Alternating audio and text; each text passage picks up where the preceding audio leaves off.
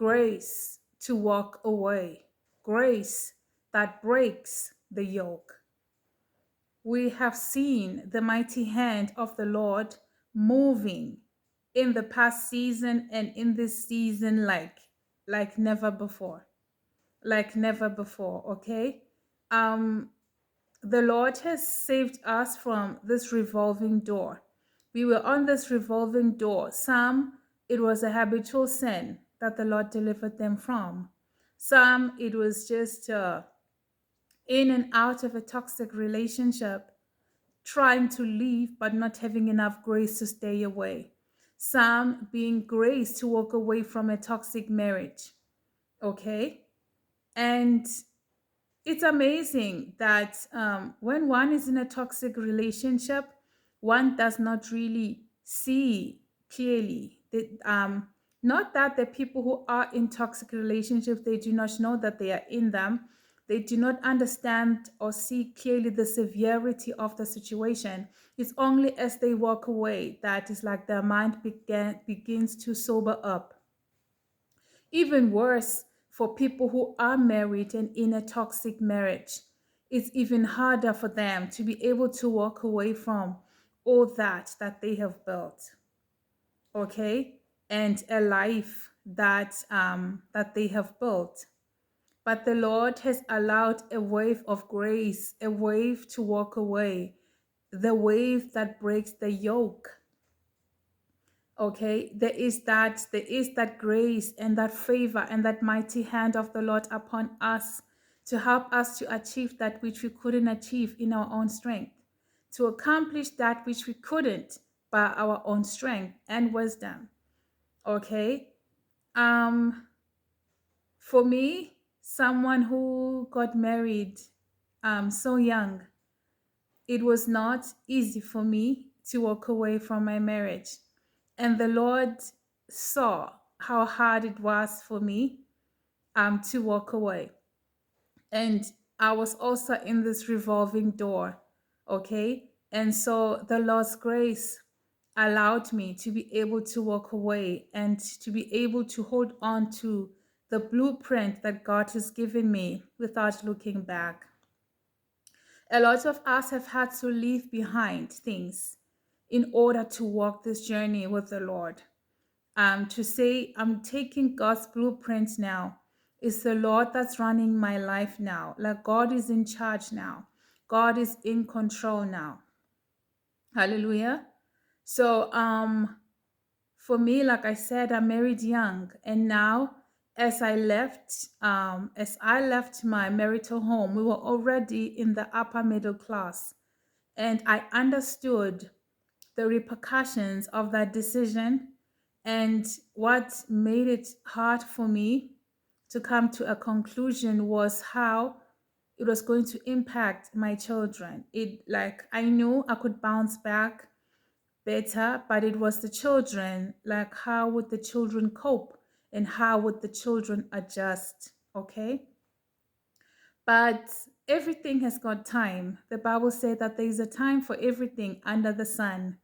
When when when something comes to an end and God says this is it, there's nothing else that can continue it. It doesn't matter how long winter wants to stay. Like, after winter must come spring. There's nothing that it can do. The new season automatically pushes the previous season out the way. That's just how it is. That is just how it is.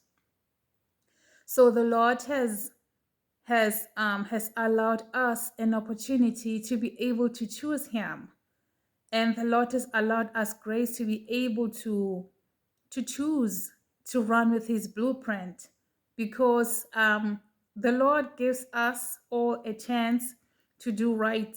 And when the Lord sees that we're struggling, it is then that this grace takes us up.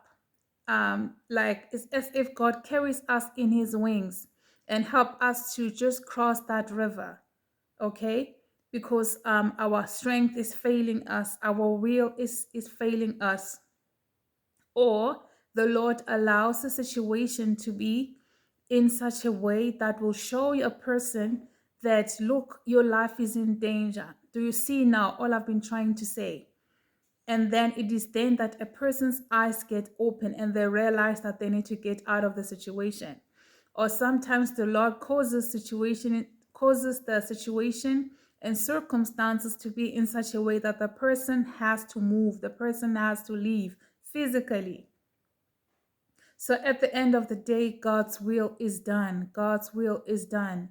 The same way as has worked in our lives to get us to align with Him, that is exactly how the Lord is going to work in the lives of the prodigals. Okay? Because a lot of the prodigals are that one sheep that got away, is that one sheep that got away. And we know that the Lord has got no problem leaving the 99 to go look for that one sheep that is lost. Because there is a purpose, there is a calling that those people need to fulfill. And it's only them who can sit on that seat and do the work that is required. It's like it's only them that can handle it the way the Lord needs it handled, the way the Lord needs it done, okay? So, yes, that's the love of the Lord. He's got no problem leaving the 99 for that one lost sheep. So, let us thank the Lord for saving us and delivering us from that revolving door. And let us remember from what the Lord has saved us from, for us not to be tempted to go back or for us to forget all that we went through. But like I said, like with this grace, like I said, it's a grace that also breaks the yoke, that enables us to see exactly what is behind us and what is before us. And we can see that the blueprint that God has for us is beautiful and it's something for us to hold on to and to run with. So, child of God, whatever you left behind for the Lord will do better for you. All that you have lost is nothing compared to what the Lord will give you. The Lord, the Lord sees the sacrifice. The Lord sees what you laid down. The Lord sees what you put down. The Lord sees what you sacrificed. And the Lord will surely make it up to you. The Lord will surely make it up to you. Hallelujah. So let us be careful of going back to the habits to the habits and to the habitual struggles that we went through. Let us not go back to that. Once a Goliath is defeated, we leave it. We do not go and try to resuscitate Goliath, or Goliath might rise up and defeat us. Okay. So thank you guys. God bless.